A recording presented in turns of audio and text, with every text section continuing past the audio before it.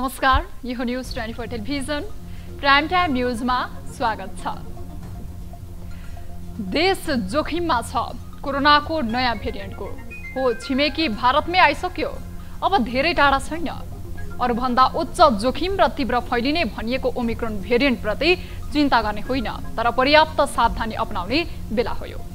संक्रमण आउन नदिने र आइहाले पनि नियन्त्रणमा राख्न पूर्व तयारी गर्ने समय पनि हो।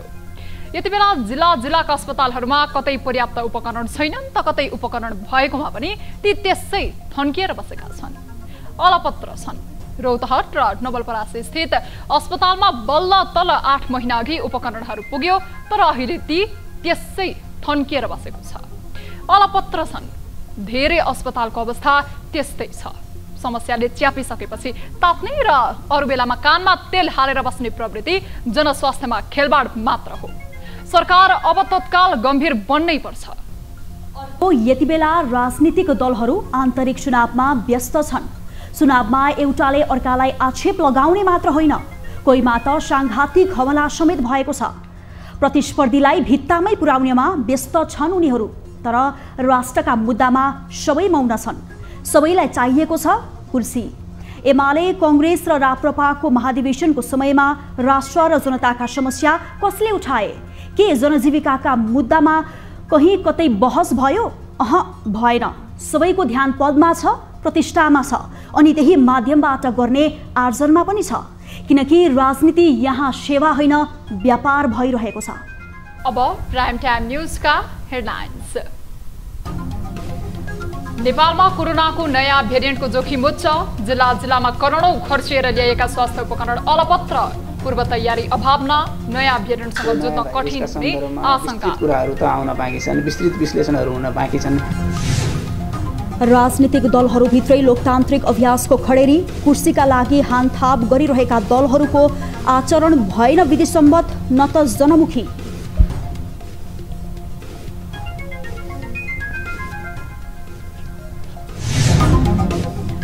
कांग्रेसको प्रदेशमा अधिवेशनमा गुटगत प्रतिस्पर्धा, प्रदेशमा पनि केन्द्रमा रहेका गुटकै प्रभाव।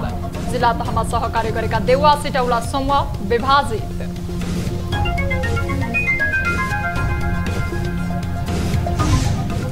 प्रधान न्यायाधीश राणा विरुद्ध महाअभियोग लगाउने कांग्रेस र माओवादी केन्द्रको तयारी। कानून भन्दा माथि न्यायाधीश नहुने भएकाले महाअभियोग लगाउन ढिल्याई गर्न नहुने जिकिर। मेरो के भनाइ छ भन्दाखेरि यी 4 कारणहरू पर्याप्त छन् महाअभियोगको लागि। र ए डिभिजन लिग फुटबलमा एपीएफ क्लबमाथि नवप्रवेशी साधुबाटको शानदार जित। एपीएफ 4-1 ले पराजित। थ्री स्टार र फ्रेन्ड्स क्लब बराबरीमा रोकिए।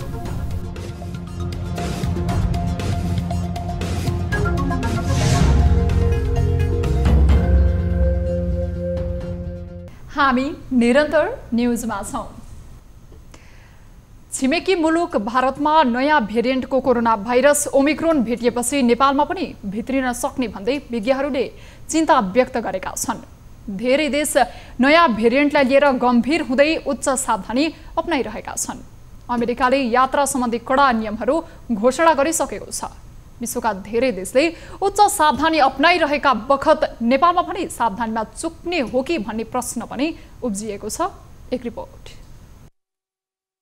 विश्व स्वास्थ्य संगठनले नयाँ भेरिएन्टलाई भेरिएन्ट अफ कन्सर्नमा राखिसकेपछि धेरै देशले संक्रमण भएको देशबाट प्रवेश निषेध गरे। नेपालले पनि नयाँ भेरिएन्टको खतरा बढेको भन्दै शुक्रबारबाटै हङकङ सहित अन्य 8 मुलुकबाट नेपाल आउने यात्रुलाई प्रवेशमा रोक लगाइसकेको छ। स्वास्थ्य मन्त्रालयले अत्यावश्यक काम बाहेक विदेश भ्रमण नगर्न अनुरोध गरेको छ। त्रिभुवन अन्तर्राष्ट्रिय विमानस्थल र नेपाल भारत सीमा नाकाहरूमा परीक्षण जाँच कडा पारिएको स्वास्थ्य मन्त्रालयले जनाएको छ। विदेशबाट आएका व्यक्तिमा कोरोना पोजिटिभ पाइए जिन सिक्वेन्सिङ गरेर भेरिएन्ट पुष्टि गर्ने कार्य तीव्र बनाइएको छ। नेपालमा नयाँ भेरिएन्ट छैन भन्ने पत्ता लगाउन जिन सिक्वेन्सिङलाई तीव्र बनाइएको नेपाल जनस्वास्थ्य प्रयोगशालाले जनाएको छ। पुष्टि भएको नयाँ भाइरसका सन्दर्भमा विस्तृत कुराहरू त आउन बाँकी छन्, विस्तृत विश्लेषणहरू हुन बाँकी छन्। जे जति आएका छन् त्यसका आधारमा विभिन्न देशहरूले आफूले लिनुपर्ने कदमहरू चालेका छन्। हामीले पनि त्यसै अनुसार निगरानीहरूलाई सबल बनाउने, हाम्रा नाकाहरूबाट प्रवेश गर्ने मानिसहरूको परीक्षणका कुराहरू होलान्, उहाँहरूले कोभिड-19 विरुद्धको खोप लगाएका कुराहरूलाई सुनिश्चित गरेर मात्रै प्रवेश गर्ने कुराहरू होलान्, क्वारेन्टाइनमा अनिवार्य बसाउने कुराहरू होलान्। यी सबै कुराहरूलाई व्यवस्थित गर्दै हामी गइरहेका छौँ। उता आम सर्वसाधारणमा भने नयाँ भेरिएन्ट आए फेरि लकडाउन हुने हो कि भन्ने चिन्ता थपिएको छ। र यो नयाँ भेरिएन्टले अहिलेसम्म मरेको त्यति खासै सुनेको त छैन। एउटा हल्ला मैले बढी देखिराखेको छु र हामी हल्लाको पछि लाग्नु हुँदैन, आफूले सावधानी अपनाउनु पर्छ। कोरोना भाइरसले भन्दा मान्छे भोकमारीले प्यासले मरिरहेछ, रोजगार छैन। हालसालै पत्ता लागेको कोभिड-19 को नयाँ भेरिएन्ट ओमिक्रोनबाट फेरि संक्रमित हुने दर डेल्टा वा बीटा भेरिएन्टको तुलनामा 3 गुणा हुने भनिएको छ। बिहिबार प्रकाशित दक्षिण अफ्रिकी वैज्ञानिकहरूको एक सुरुवाती अध्ययनबाट यस्तो तथ्य पत्ता लागेको हो। ओमिक्रोन भेरिएन्ट संक्रमण भएमा खोपको प्रभावकारितामा पनि कमी आउन सक्ने विज्ञको भनाइ छ। न्यूज 24 टेलिभिजनका लागि क्यामेरामा प्रभात थापाका साथ टिभी जर्नलिस्ट रिया भण्डारी, काठमाडौँ। नेपालमा शुक्रबार 246 जनामा कोरोना भाइरसको संक्रमण पुष्टि भएको छ। देशभर गरिएको 6400 पीसीआर परीक्षणको क्रममा 223 जना र 1436 एन्टिजेन परीक्षणको क्रममा 23 जनामा कोरोना संक्रमण पुष्टि भएको स्वास्थ्य मन्त्रालयले जनाएको छ। यो सँगै नेपालमा कोरोना संक्रमितको कुल संख्या 9,17,741 पुगेको छ। त्यस्तै पछिल्लो 24 घण्टामा कोरोनाका कारण कसैको पनि ज्यान गएको छैन। नेपालमा कोरोनाका कारण 11,535 जनाको अहिलेसम्म मृत्यु भइसकेको छ। त्यस्तै थप 347 संक्रमित निको हुँदा हालसम्म नेपालमा 8,03,716 जना संक्रमण मुक्त भएका छन्। हाल नेपालमा 6,921 सक्रिय संक्रमित आइसोलेसन र 98 जना क्वारेन्टिनमा रहेको स्वास्थ्य मन्त्रालयले जनाएको छ।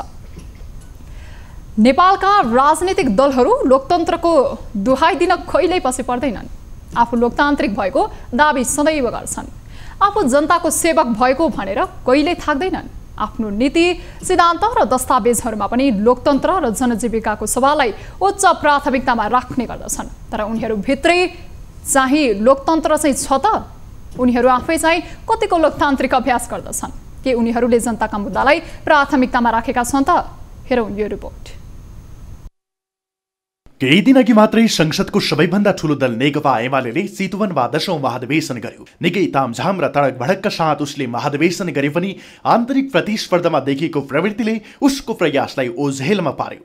सौराहमा पुगेका महाधिवेशन प्रतिनिधिहरू अध्यक्ष केपी शर्मा ओलीले घोषणा गरेका नाउँमा मतदान गर्न लाचार हुन पुगे। सकेसम्म चुनावै हुन नदिने र भइहाले पनि विरोधीलाई ठेगान लगाउने रणनीतिमा ओली सफल भए। यथार्थमा चुनावमा ओली सफल भए, तर राजनीतिमा भने उनले हारे। जनमानसमा यस्तो चर्चा हुन थाल्यो कि बरु ओली नेतृत्वको एमालेलाई अध्यक्षमा भीम रावलको उम्मेदवारीले केही हदसम्म सार्थक बनाइदियो। उनले एमाले भित्र लोकतान्त्रिक पद्धति र अभ्यासलाई प्रोत्साहित गरे। ओलीले यतिसम्म गरे कि आफ्नो अनुकूलता र सजिलोका लागि विधान अधिवेशनको म्यान्डेट विपरीत पदहरू सिर्जना गरे। खारेज भइसकेको पोलिट ब्युरो बिउताए, केन्द्रीय समितिको आकार बढाए। यी सबै भइरहँदा ओलीको आलोचना भयो। तर त्यहाँ जनजीविकाका मुद्दा न ओलीले उठाए न उनका विपक्षीले नै। एमाले महाधिवेशनमा कोरोना पछिको अर्थतन्त्र, दराममा परेको उद्योग व्यवसाय, महँगीको मारमा परेका जनताको आवाज कहीँ कतै उच्चारण भएको सुनिएन।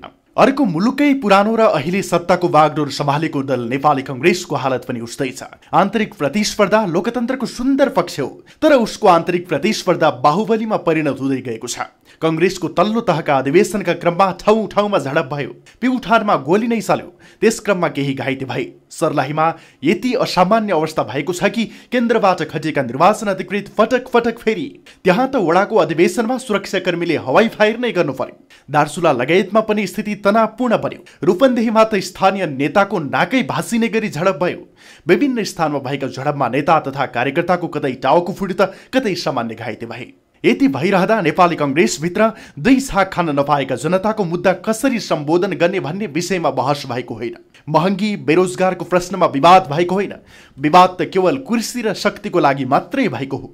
यता राष्ट्रिय प्रजातन्त्र पार्टी पनि महाधिवेशनमा होमिएको छ। उसको पनि मतदाता नामावली प्रकाशनमै ढिलाइ हुन पुग्दा नेतृत्व चयनको कार्यक्रम ढिला हुन पुगेको छ। अध्यक्षका उम्मेद्वार राजेन्द्र लिङदेन समूहले अध्यक्ष कमल थापा पक्षधरबाट मतदाता नामावली गडबड भएको आरोप लगायो। उसले पनि आन्तरिक लोकतन्त्रमा प्रश्न उठायो। नउठेको प्रश्न त केवल जनताको मात्रै हो। जनताको मुद्दालाई कुनै दलका महाधिवेशनमा प्राथमिकता दिएको पाइएन।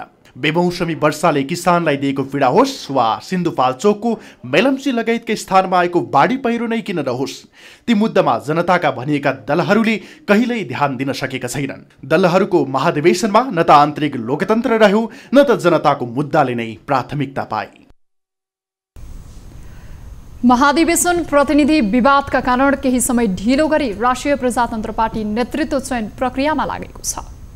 काठमाडौँको भ्रिकुटी मण्डपमा जारी महाधिवेशनमा अध्यक्षका लागि कमल थापालाई नयाँ पुस्ताका राजेन्द्र लिङदेनले चुनौती दिएपछि राप्रपा नेतृत्व चयन रोमाञ्चक बनेको छ।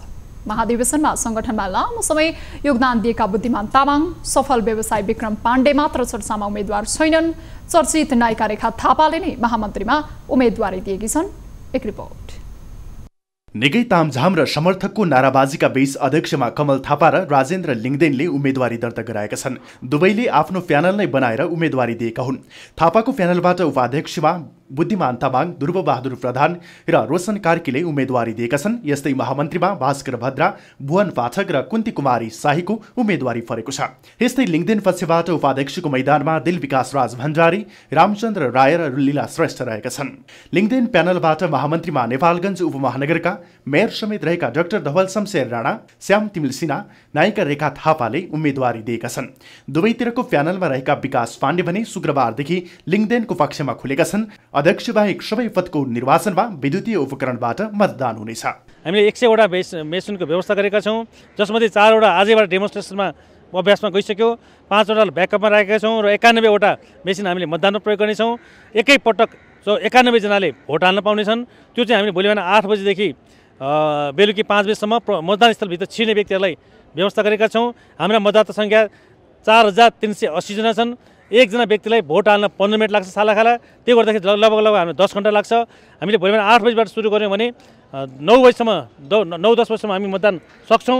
1.5 दशक यता पार्टी नेतृत्व सम्हाल्दै आएका थापा यति बेला चुनावी दाउपेचमा क्रियाशील छन्। उनले पार्टी एकता मजबुत बनाउने र बलियो अवस्थामा फर्काएर विश्राम लिने जनाएका छन्। लिङदेन भने राप्रपाको एकमात्र जननिर्वाचित प्रतिनिधि सभा सदस्य लिङदेन युवा पुस्ताको प्रतिनिधिको रूपमा जनताले पत्याएको दावी गर्दै अध्यक्षका लागि उम्मेदवारी दिएको बताइरहेका छन्।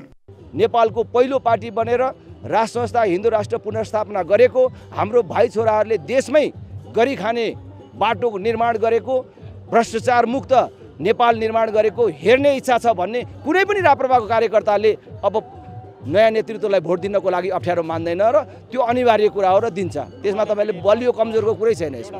लिङदेनको पक्षमा अध्यक्ष डाक्टर प्रकाश चन्द्र लोहनी खुलेर राखेका छन्, तर अर्का अध्यक्ष पशुपति शमशेर राणा नखुल्दा उनका पक्षधर नेताहरू भने विभाजित भएका छन्।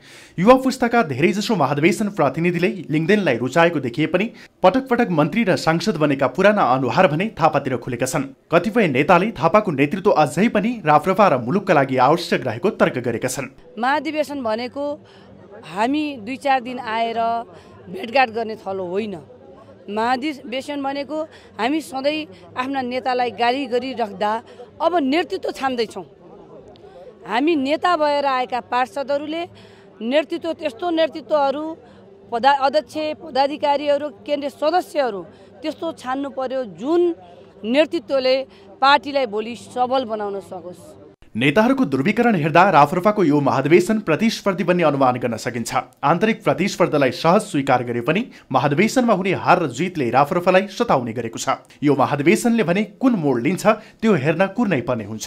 न्युज 24 टेलिभिजनका लागि क्यामेरामा कान्छा डङ्गोलका साथ टिभी जर्नलिस्ट समीर जोशीको रिपोर्ट। हामी निरन्तर न्युजमा छौं।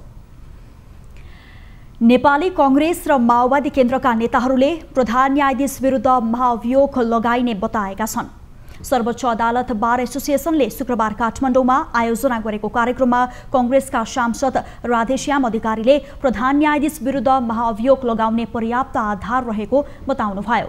उहाँले अदालतका कुनै पनि न्यायाधीश कानूनभन्दा माथि नहुने भन्दै प्रधान न्यायाधीश जबरा विरुद्ध महाअभियोग लगाउन ढिलाइ गर्न नहुने जिकिर गर्नुभयो। प्रवेश गरेर म मुद्दा छिन्छु, मुद्दा हेर्नुपर्छ, गर्नुपर्छ भन्नुहुन्छ।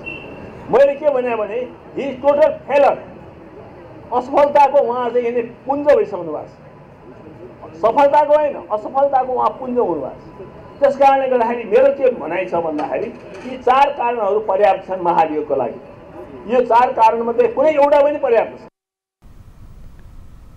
त्यस्तै नेकपा माओवादी केन्द्रका सांसद रामनारायण बिडारीले संसदको अबको बैठकमा प्रधान न्यायाधीश विरुद्ध महाभियोगका विषयमा छलफल हुने बताउनुभयो। संसदमा 11 जनाको छानबिन समिति बन्ने र त्यसका निमित्त दलहरूले तयारी गरिरहेको उहाँको भनाइ छ। त्यसैको हुनाले त्यहाँ 11 जनाको समिति बनाएर प्रधान न्यायाधीशले त्यहाँ बोलाएर दिनभरि उभिएर ठुङ्ग्याएर लौभन काका घुस कटकटी खाइ भनेर वरिष्ठ अधिवक्ता शम्भु थापालाई लौ दिनुहोस् त घुस खाएको लिस्ट जम्मै कुनबाट कति खाएछ त्यो कुरा भनेर त्यो 11 जनाले छानबिन गरेर 7 महिनासम्म छानबिन गर्ने। त्यस्तै उहाँले संसदीय समितिले प्रधान न्यायाधीशलाई भविष्यमा कुनै पनि सेवा सुविधा लिन नपाउने गरी छानबिन गर्ने धारणा राख्नुभयो। सबै न्यायाधीश इजलासमा फर्किएसँगै शुक्रबार सर्वोच्च अदालतमा पेशी तोकिएका सबै इजलासमा सुनवाई भएको छ। सर्वोच्च अदालतको दैनिक पेशी सूची अनुसार शुक्रबार संयुक्त र एकल गरी 11 इजलासमा 138 मुद्दाको पेशी तोकिएको थियो। त्यसमध्ये 12 मुद्दाको फैसला भएको छ भने 29 मुद्दामा इजलासले आदेश गरेको छ। त्यस्तै 19 मुद्दा स्थगित भएका छन् भने 69 मुद्दा हेर्न समय पुगेन। बाँकी 9 मुद्दा भने हेर्न नमिल्ने रहेका थिए। न्यायालय शुद्धिकरण र प्रधान न्यायाधीश सोलेम र शमशेर राणाको राजीनामा माग गर्दै कार्तिक 8 गतेदेखि सर्वोच्च अदालतका न्यायाधीश र कानुन व्यवसायी विरोधमा उत्रिएका थिए। न्यायाधीशहरूले इजलास बहिष्कार गरी बन्दी प्रत्यक्षीकरण बाहेकका मुद्दा हेरेका थिएनन्। गोला प्रथाबाट मुद्दाको पेशी तोकिन थालेपछि न्यायाधीश र कानुन व्यवसायी काममा फर्किएका हुन्। 15 मङ्सिरबाट सर्वोच्च अदालतमा गोला प्रक्रिया लागू भएको हो। एमाले अध्यक्ष केपी शर्मा ओलीले देशमा देखिएको राजनीतिक गतिरोध अन्त्य गर्न जनादेशमा जानुपर्ने बताउनु भएको छ। 10औं महाधिवेशनबाट अध्यक्षमा पुनः निर्वाचित हुनुभएका ओलीले शुक्रबार पार्टी कार्यालयमा पदबहाली गर्दै देशमा देखिएको राजनीतिक गतिरोध अन्त्य गर्न अब ताजा जनादेशमा जानुको विकल्प नरहेको बताउनु भएको हो। सरकारले देशको समय बर्बाद बनाइरहेको भन्दै अध्यक्ष ओलीले 28 मङ्सिरमा बोलाएको संसद बैठक चल्न नसक्ने चेतावनी समेत दिनुभयो। एमालेले निष्कासन गरेका व्यक्तिहरू संसदभित्र राखेर आफूहरूले संसद चल्न दिन नसक्ने उहाँको भनाइ छ। सरकारले मङ्सिर 28 गते दुवै संसदको बैठक आह्वान गरेको छ। यस अघिको अधिवेशनमा पनि एमालेले विरोध गर्दै लामो समयसम्म संसदमा अवरोध गरेको थियो। त्यस्तै ओलीले अदालतमा देखिएको समस्या सत्तारूढ 5 दल गठबन्धनको विसङ्गतिका कारण भएको बताउनुभयो। गलत फैसला गराउने र आफै हुर्मत लिने कार्यपालिकाको कामले न्यायपालिकालाई बर्बाद गरेको उहाँको भनाइ छ।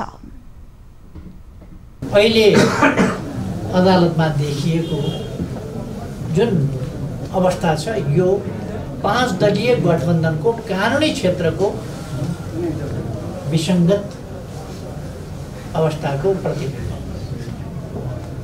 विसङ्गतिको उहाँहरूका क्रियाकलापको प्रतिबिम्ब। बारले लगाएको गुण बिर्सिँदैन, अदालतले लगाएको गुण बिर्सिँदैन, पैँचो तिर्ने बेला आएको छ। यसका साथै अध्यक्ष ओलीले गठबन्धनबाट देश र सरकार दुवै चल्न नसकेको समेत आरोप लगाउनु भएको छ।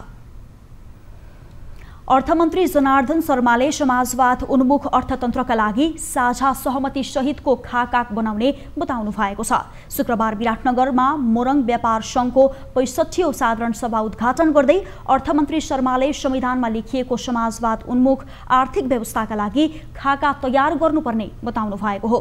अहिलेसम्म खाका तयार नभएकोले सबै राजनीतिक दल तथा उद्योगी व्यवसायीहरूसँग छलफल गरेर खाका तयार पार्ने उहाँको भनाइ छ।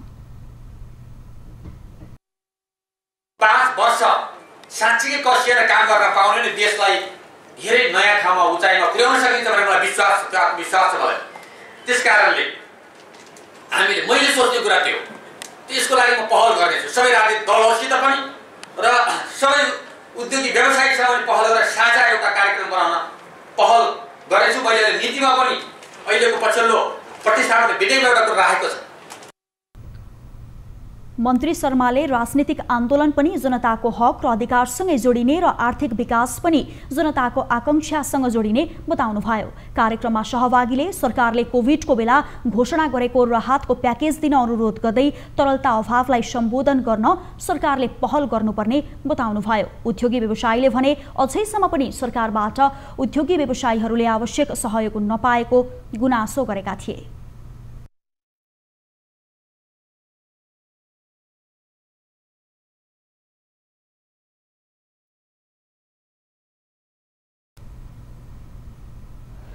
नेपाली कांग्रेसको 7औं प्रदेश समितिमा नयाँ नेतृत्व चयनका लागि कांग्रेसका गुटहरूबीच कडा प्रतिस्पर्धा देखिएको छ।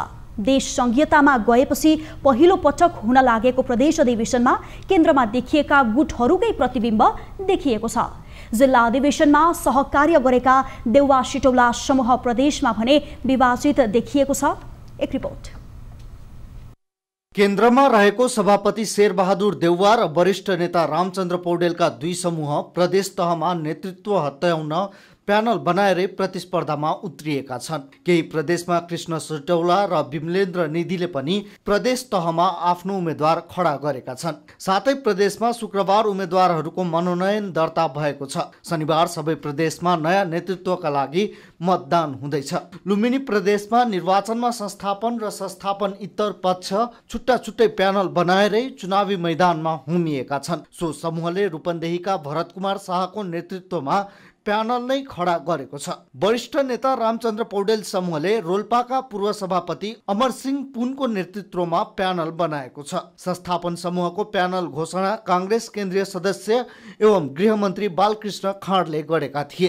देउवा समूहको उम्मेद्वार जिताउन गृहमन्त्री समेत रहेका खाँड नै सक्रिय छन्। प्रदेशको नेतृत्व र समिति छनौटका लागि लुम्बिनी प्रदेशका 12 जिल्लाबाट 1648 प्रतिनिधि भैरहवामा जुटेका छन्। त्यस्तै बागमती प्रदेश सभापतिका लागि 3 जनाको उम्मेदवारी परेको छ। प्रदेश सभापतिका लागि संस्थापन पक्षबाट बागमती प्रदेश संसदीय दलका नेता एवं मकवानपुरका सभापति इन्द्रबहादुर बानिया, पौडेल समूहबाट नुवाकोटका निवर्तमान सभापति जगदीश्वर नरसिंह केसी र सिटौला समूहबाट भीमसेन दास प्रधानले उम्मेदवारी दर्ता गराएका छन्। बानिया र केसीले प्यानल सहित उम्मेदवारी दर्ता गराएका छन् भने प्रधानको प्यानलमा पदाधिकारीले मात्र उम्मेदवारी दिएको निर्वाचन समितिका सदस्य रामप्रसाद अधिकारीले बताए। उता कर्णाली प्रदेशमा सभापतिमा 3 जनाको उम्मेदवारी परेको छ। सो प्रदेशमा विमलेन्द्र निधि पक्षधरले पनि सभापतिमा उम्मेदवारी दिएका छन्। पौडेल समूहबाट भूपेन्द्र जङ शाही, देउवा पक्षबाट ललित जङ शाही र निधिबाट मोतीराज बमले मनोनयन दर्ता गरेका छन्। ललित जङ जुम्ला, मोतीराज र शाही कालीकोटका हुन्। प्रदेश 2 को सभापतिमा 3 जनाले उम्मेदवारी दर्ता गराएका छन्।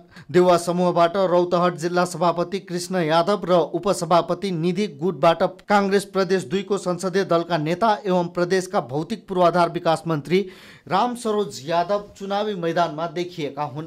पौडेल समूहबाट ग्रीन सिग्नल पाएपछि रञ्जित कर्णले पनि सभापतिमा उम्मेदवारी दिएका छन्। प्रदेश 1 को सभापतिमा सिटौला समूहबाट उद्धव थापा र पौडेल समूहबाट गुरुराज घिमिरेले सभापतिमा उम्मेदवारी दिएका छन्। प्रदेश 1 मा देउवा र सिटौला पक्षले उद्धव थापालाई साझा उम्मेदवार बनाएका छन्। घिमिरे कांग्रेस केन्द्रीय सदस्य हुन् भने थापा झापाका पूर्व जिल्ला सभापति।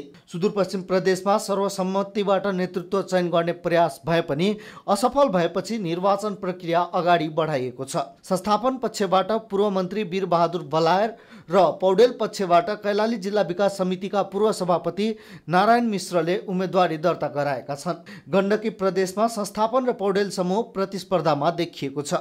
प्रदेश अधिवेशनमा संस्थापन पक्षबाट अर्जुन जोशी र संस्थापन इतर पक्षबाट शुक्रराज शर्मा उम्मेदवार छन्। कांग्रेस भित्र मिनी महाधिवेशनका रूपमा हेरेको प्रदेश अधिवेशनमा कुन समूहले बाजी मार्ने हो त्यसका लागि निर्वाचन परिणाम कुर्नै पर्ने हुन्छ। न्युज 24 का लागि जिल्ला ब्युरोको सहयोगमा तयार पारेको रिपोर्ट। न्युजहरू अझै बाँकी छन्, अहिलेलाई ब्रेक।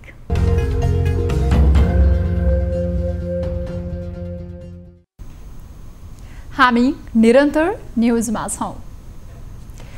कोरोनाको नयाँ भेरिएन्ट ओमिक्रोनले विश्व समुदाय पुनः तरङ्गित बनेको छ।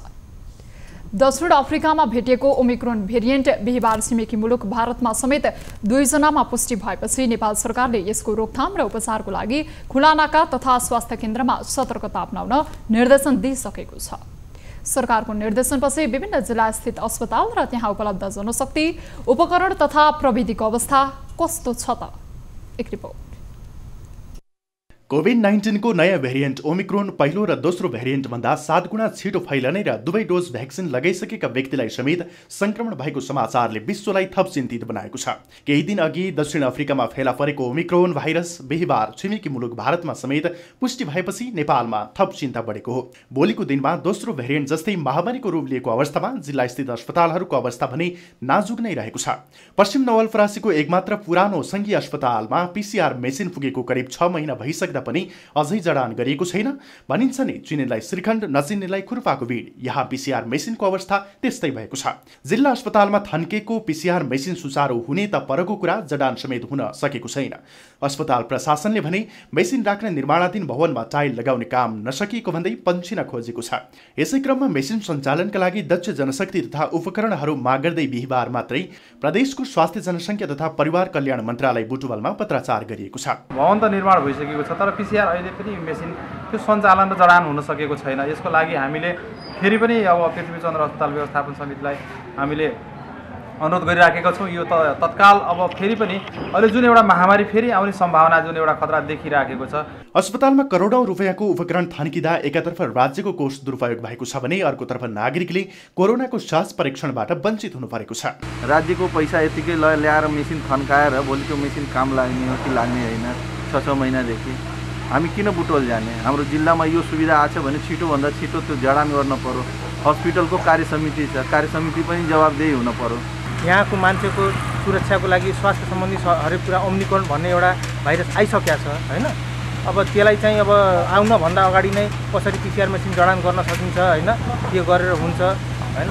परासीवासीहरूलाई अथवा यता यहाँ जति नजिकको छ हाम्रो नवलपरासी जिल्ला नै सायद त्यसले सहयोग गर्ला। यता कैलालीको टिकापुर अस्पतालमा नयाँ भेरिएन्ट ओमिक्रोनसँग जुझ्न पूर्व तयारीमा जुटेको छ, जस अन्तर्गत अस्पतालमा रहेका विभिन्न उपकरणहरू मर्मत सम्भार गरी प्रयोगमा ल्याउन थालिएको छ। यसअघि जनशक्ति अभावमा प्रयोगमा आउन नसकेका उपकरणहरू जनशक्तिको प्रबन्ध मिलाई सञ्चालनमा ल्याउने तयारी अस्पताल व्यवस्थापन समितिले गरेको छ। 5100 को टिकापुर अस्पतालमा 36 बेडको छुट्टै कोरोना अस्थायी अस्पताल निर्माण गरिएको छ। कोरोनाकै बिरामीलाई मध्यनजर गरी आइसियु बेड 5 वटा, उच्च सुरक्षा कक्ष 10 वटा, भेन्टिलेटर 7 वटा र अक्सिजन प्लान्ट समेत सञ्चालनमा ल्याइएको छ। दरबन्दी अनुसार चिकित्सकहरू आएपछि अहिले सहज रूपमा सबै प्रकारका उपचार नियमित भएको छ। अस्पतालमा सहज सेवा पाएपछि सेवाग्राही समेत हर्षित भएका छन्। पहिला विशेषज्ञ डाक्टरहरू कम थिए, अलि धेरै पनि भए, रोगहरू पनि भए है। डाक्टरहरू धेरै भन्दाखेरि धेरै सुविधा पनि भइरहेको छ र अझै पनि यहाँ सुधार हुन केही बाँकी छ।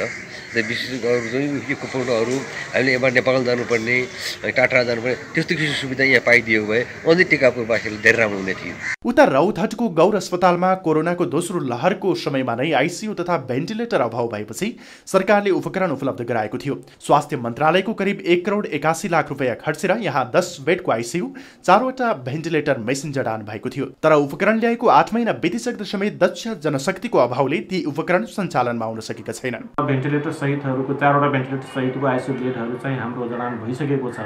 तर यो भेन्टिलेटरहरू चलाउनको लागि चाहिँ यो दक्ष जनशक्ति चाहिन्छ, जस्तो फिजिसियन चाहिन्छ, एनेस्थेसियोलोजिस्ट चाहिन्छ, दक्ष जनशक्ति र ती जनशक्तिहरू नभएको कारणले गर्दाखेरि चाहिँ हाम्रो यो आइसियु चाहिँ सञ्चालनमा आउन सकेको छैन। कोरोनाको दोस्रो लहरमा गौर अस्पतालले भेन्टिलेटर तथा आइसियु सञ्चालन गर्न नसक्दा थुप्रै संक्रमितहरूले अनाहकमा ज्यान गुमाउनु परेको थियो।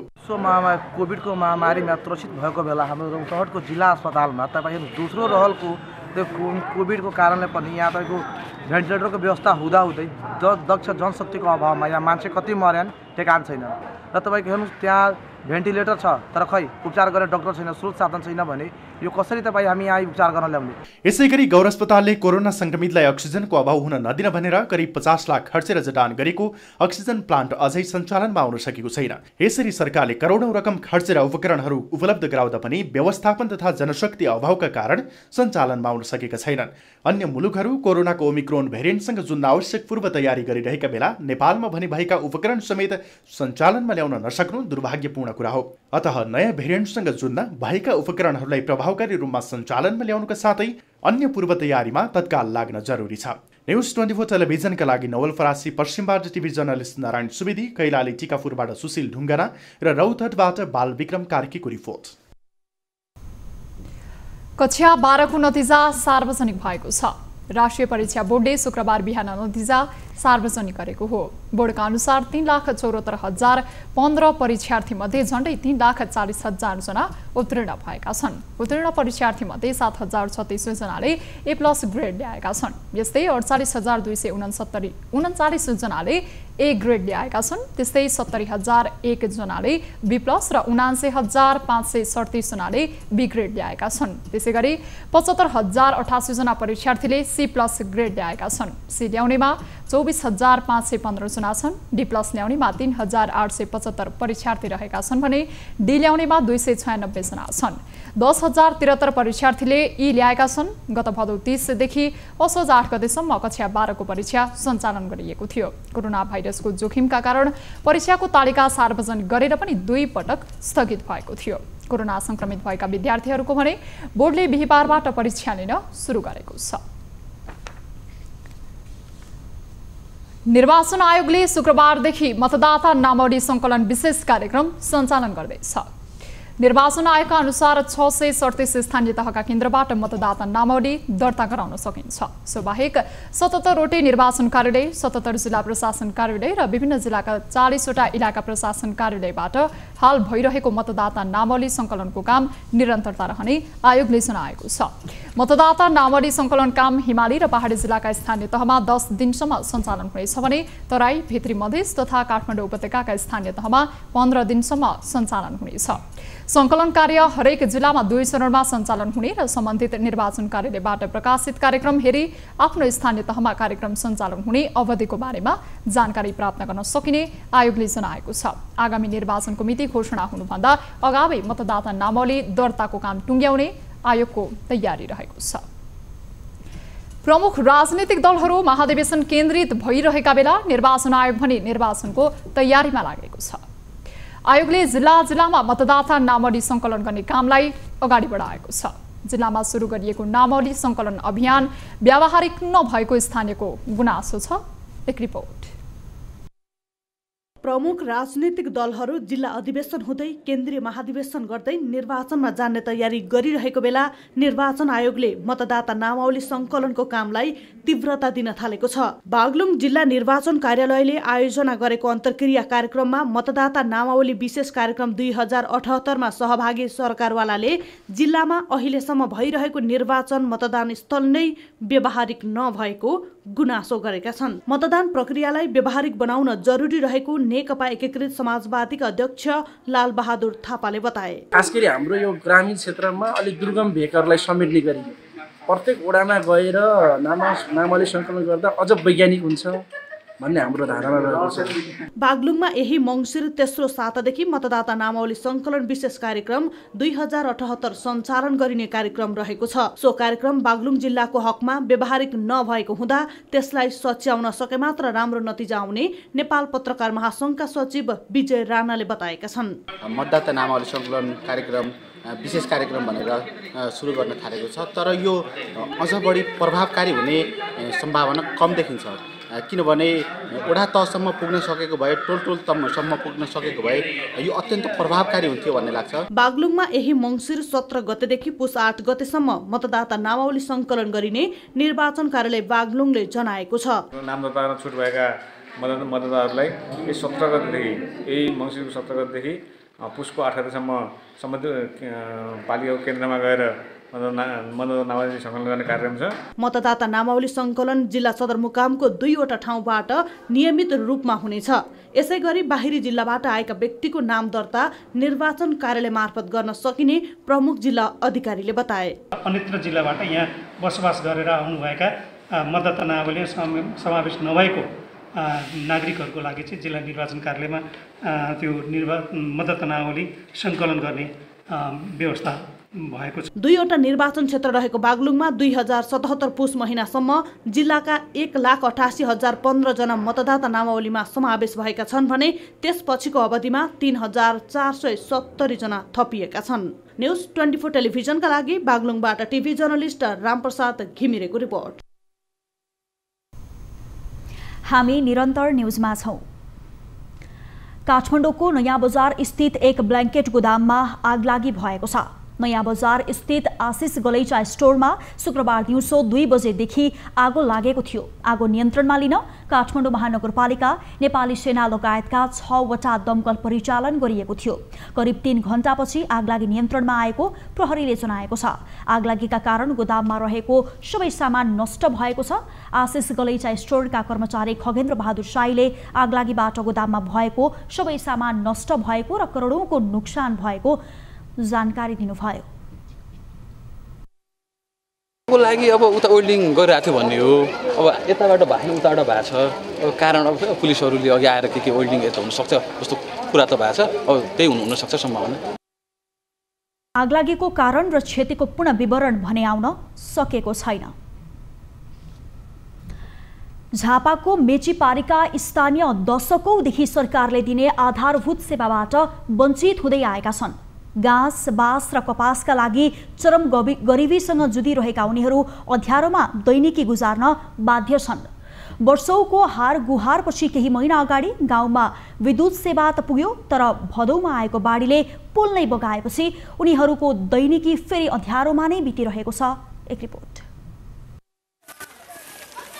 झापाको मेची नगरपालिकामा पर्ने यस ग्वाल बस्तीमा आर्थिक अवस्था निकै कमजोर भएका आदिवासी समुदायको बसोबास छ। आधारभूत आवश्यकताकै अभावमा बाँचिरहेका यहाँका स्थानीयको हार गुहारपछि गएको वैशाखमा बल्ल यहाँ बिजुली आएको थियो। बिजुलीसँगै यहाँका स्थानीयले सरकारको अनुभूति गर्न पाए, उज्यालोसँगै दैनिकीमा राहत पनि पाए। तर त्यो खुसी 3 महिनामै निराशामा बदलियो। अहिले फेरि टुक्कीकै भरमा दैनिकी फर्किएको छ। प्लान नहीं है, हम लोग मिट्टी तेल खरीद के जलाते हैं। गत वैशाखमा विद्युत जडान भएको ग्वाल बस्तीमा करिब 3 महिना मात्रै नियमित बत्ती बलियो। भदौमा मेची खोलामा आएको बाढीले पोल बगाएपछि विद्युत अवरुद्ध हुन पुग्यो, जुन अझै सुचारू हुन सकेको छैन। आवश्यक अध्ययन बिना बिजुलीको पोल गाडेर लापरवाहीपूर्ण काम भएको स्थानीयको बुझाइ छ। विद्युत नभएको लामो समय भइसक्दा पनि सुचारू गर्न कुनै पहल नभएपछि विद्युत बिनाको कष्टकर दैनिकी गुजार्न बाध्य भएको स्थानीय अगुवाको गुनासो छ। काम पनि त्यस्तै राम्रो काम भएन, डुप्लिकेट काम गरे उनीहरू। खोला अलिकति राम्रो, खोलामा पोल चाहिँ राम्रो गरेर गाडेन। नगाड्दाखेरि एउटा बाढी आउँदाखेरि तपाईँको भादोमा हाम्रो बिजुली पोल सबै बगाएर त्यति बेलादेखि हामी अहिलेसम्म अन्धारैमै छौँ। यता नेपाल विद्युत प्राधिकरण भद्रपुर वितरण केन्द्र भने आफूहरूले पोल गाड्दा कुनै पनि लापरवाही नभएको दाबी गर्छ। वर्षौंदेखि अँध्यारोमा बस्न बाध्य स्थानीयलाई केही राहतका लागि पहिलो चरणमा वैकल्पिक रूपमा विद्युतीकरण गरिएको र अब दीर्घकालीन रूपमा सेवा प्रवाहका लागि आवश्यक अध्ययन गरी काम अगाडि बढाइने वितरण केन्द्रले जनाएको छ। त्यो ठाउँमा बत्ती पुर्याउनको लागि हामीसँग तपाईको खोलामा दीर्घकालीनको लागि जुन पाइलिङ गर्नुपर्ने जुन हुन्छ नि, त्यसको बजेट नभएर अनि त्यो गर्न सकेको छैन। अब त्यसलाई हामीले त्यसलाई फर्स्ट प्रायोरिटीमा राखेर त्यसलाई अब सधैँको लागि त्यो गर्नुपर्ने हुन्छ। अहिलेको आधुनिक युग बिजुली जस्तो आधारभूत सेवा पनि पुर्याउन नसक्नुले सरकारको लापरवाही कति हदसम्म छ भन्ने कुरा उजागर गरिरहेको छ। यहाँका स्थानीयलाई तत्काल बिजुलीको पहुँचमा पुर्याउन स्थानीय, प्रदेश तथा केन्द्र तिनै तहको सरकार र अन्य सरकारवाला निकायको ध्यान जान जरुरी छ। न्युज 24 टेलिभिजनका लागि झापाबाट टिभी जर्नलिस्ट युवराज आचार्यको रिपोर्ट। अब बिजनेस न्युज।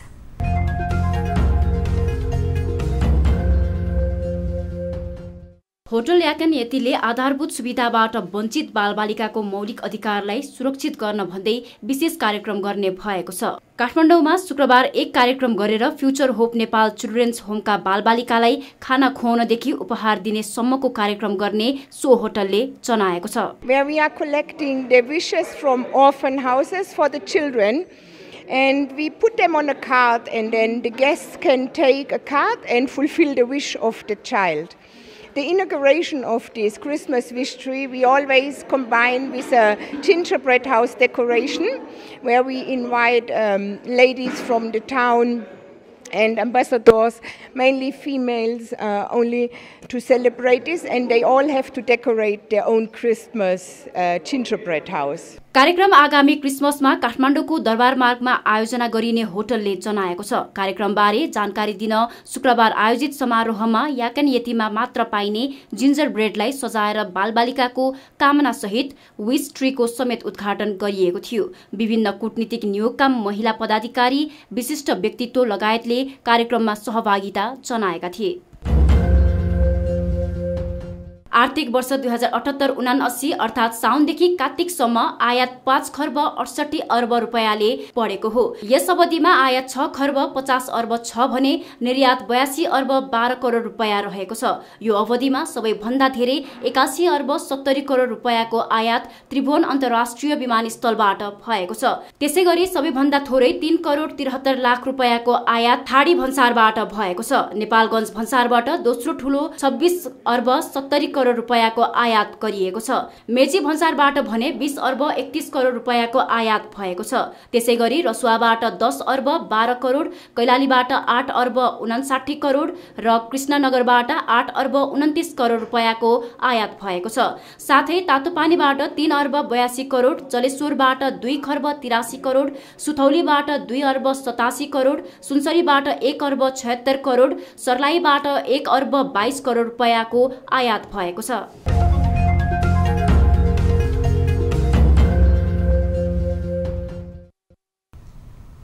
न्युजहरू अझै बाँकी छन्, अहिलेलाई ब्रेक।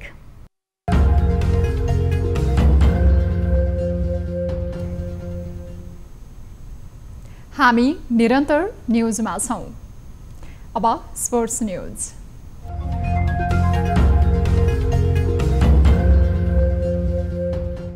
नवप्रवेशी सातदोबाटो युथ क्लबले शहीद स्मारक ए डिभिजन लिग फुटबलमा एपीएफ क्लबमाथि शानदार जित दर्ता गरेको छ। शुक्रबार भएको खेलमा विभागीय टिम एपीएफ क्लबलाई 4-1 गोलको फराकिलो अन्तरले पराजित गर्दै सातदोबाटो शीर्ष स्थानमा उक्लिएको हो। सातदोबाटोलाई जित दिलाउन मार्टिन्स अजयले ह्याट्रिक गरे। सुशील राईको नाउँमा 1 गोल रह्यो। एपीएफका बेकी तामाङले 1 गोल फर्काए। खेलको 42औं मिनेटमा मार्टिन्सले गोल गर्दै सातदोबाटोलाई सुरुवाती अग्रता दिलाए। इन्जुरी समयमै मार्टिन्सले व्यक्तिगत दोस्रो गोल गर्दै सातदोबाटोलाई 2-0 को अग्रता दिलाए। पहिलो हाफमा 2 गोलले पछि परेको एपीएफले दोस्रो हाफको सुरुवातीमै गोल फर्कायो। 47औं मिनेटमा आशिष लामाको पासमा बेकीले गोल गर्दै एपीएफलाई 2-1 को स्थितिमा ल्याए। तर खेलको 50औं मिनेटमा निरज चौधरीको पासमा सुशीलले पेनाल्टी एरियाबाट गोल गर्दै सातदोबाटोलाई 3-1 को अग्रता दिलाए। त्यसपछि खेलको 58औं मिनेटमा मार्टिन्सले व्यक्तिगत तेस्रो गोल गर्दै सातदोबाटोलाई 4-1 को जित दिलाए। शानदार जितसँगै शीर्ष स्थानमा उक्लिएको सातदोबाटोले 3 खेलमा 7 अङ्क जोडेको छ। एपीएफको यो लगातार तेस्रो हार हो। अङ्कविहीन एपीएफ पुछारमा रहेको छ। त्यसैगरी शुक्रबार नै भएको अर्को खेलमा थ्री स्टारले फ्रेन्ड्स क्लबसँग बराबरी खेल्दै अङ्क बाँडेको छ। थ्री स्टारले फ्रेन्ड्ससँग 1-1 गोलको बराबरी खेलेको हो। त्रिपुरेश्वर स्थित दशरथ रङ्गशालामा सुरुवाती 1 गोलको अग्रता उल्टाएर थ्री स्टारले फ्रेन्ड्ससँग अङ्क खोसेको हो। थ्री स्टारका लागि मिक्सेन तामाङले 1 गोल गरे। फ्रेन्ड्सका नाथनेल जोड ग्रासियाले 1 गोल गरे। यस बराबरीसँगै थ्री स्टारले 3 खेलमा 4 अङ्क जोडेको छ। फ्रेन्ड्सले 3 खेलमा 2 अङ्क जोडेको छ। हामी निरन्तर न्युजमा छौं। अब एउटा रोचक प्रसङ्ग। विश्वका सबैभन्दा सुन्दर देशहरूमा नेदरल्यान्ड पनि गनिन्छ। तर नेदरल्यान्ड सुन्दरताका अलावा एक अर्को कुराले चर्चामा छ, जुन हो त्यहाँको क्राइम रेट अर्थात् अपराध दर। नेदरल्यान्डमा अपराध दरमा यति धेरै गिरावट आएको छ कि अहिले देशका कुनै पनि जेलमा कैदी छैनन्। नेदरल्यान्डमा सन् 2013 यता जेल बन्द गर्ने सिलसिला जारी छ। जेलहरू खाली भएपछि केही जेललाई शरणार्थीहरूका लागि स्थायी आवासमा बदलिएको छ। नेदरल्यान्डमा केवल अपराध दर मात्र नभई अपराधीमाथि गरिने व्यवहारमा पनि परिवर्तन आएको छ। यति मात्र होइन, नेदरल्यान्डमा छिमेकी देश नर्वेबाट कैदी पठाएर खाली जेल भरिँदैछ ताकि जेल व्यवस्था सञ्चालनमा रहोस् र आपराधिक गतिविधि सधैँ शून्यमा रहिरहोस्। छिमेकी देश नर्वेमा भने अपराध दर धेरै छ र कैदी राख्न कारागारमा ठाउँ अभाव भएपछि नेदरल्यान्डका जेलहरू भाडामा लिन थालिएको छ। अब 24 वेदर अपडेट।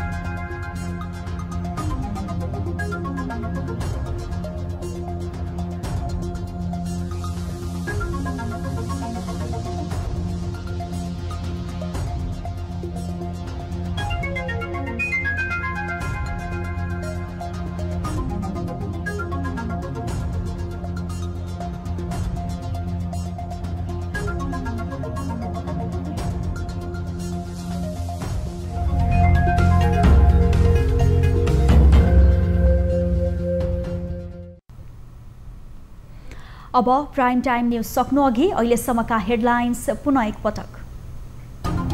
नेपालमा कोरोनाको नयाँ भेरिएन्टको जोखिम उच्च, जिल्ला जिल्लामा करोडौं खर्चिएर ल्याइएका स्वास्थ्य उपकरण अलपत्र, पूर्व तयारी अभावमा नयाँ भेरिएन्टसँग जुझ्न कठिन हुने आशंका। विस्तृत कुराहरू त आउन बाँकी छन्, विस्तृत विश्लेषणहरू हुन बाँकी छन्। राजनीतिक दलहरूभित्रै लोकतान्त्रिक अभ्यासको खडेरी, कुर्सीका लागि हानाथाप गरिरहेका दलहरूको आचरण भएन विधिसम्मत, न त जनमुखी नै।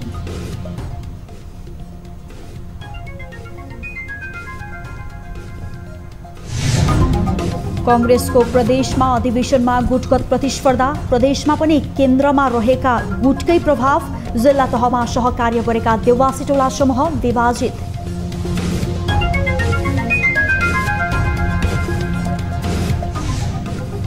प्रधान न्यायाधीश राणा विरुद्ध महाभियोग लगाउने कांग्रेस र माओवादी केन्द्रको तयारी, कानुनभन्दा माथि न्यायाधीश नहुने भएकोले महाभियोग लगाउन ढिलाइ गर्न नहुने जिकिर। त्यसकारणले गर्दाखेरि मेरो के भनाइ छ भन्दाखेरि यी 4 कारणहरू पर्याप्त छन् महाभियोगको लागि।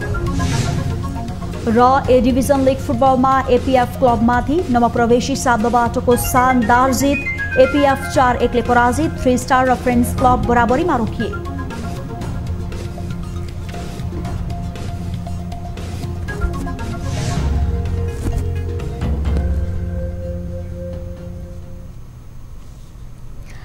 प्राइम टाइम न्युज अहिलेलाई यति नै। जाँदा जाँदै ताली र गालीका लागि हामीले सोधेको प्रश्न, राप्रपाको एकता महाधिवेशनमा 2 पुस्ताको नेता अध्यक्षका लागि भिड्दैछन्, नयाँ पुस्ताले नेतृत्व पाउनुपर्छ भन्नेले तालीमा र होइन, पुरानो पुस्ताको योगदान कदर गर्दै नेतृत्व परिवर्तनमा हतारिन हुँदैन भन्नेले गालीमा भोट गर्नुहोला।